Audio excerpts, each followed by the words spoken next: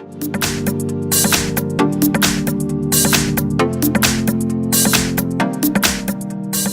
I've got Alcatel 5V, and let me show you how to allow unknown sources on the following device. So at first you have to open the list of all applications, then find and select the settings. Scroll down a bit and pick apps and notifications, and go to special app access. Now the very last option is install unknown apps. Simply click on it,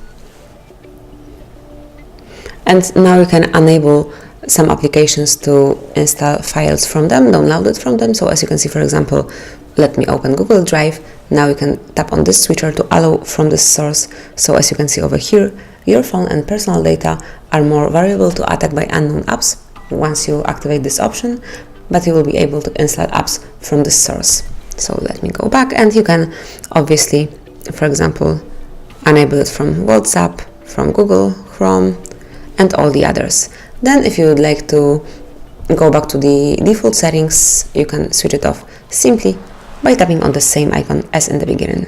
So that's it. This is how you can easily enable unknown sources for some particular applications in your device, in your Alcatel 5V. You can do it whenever you need to, whenever you want to. Thank you for watching. Please subscribe our channel and leave the thumbs up.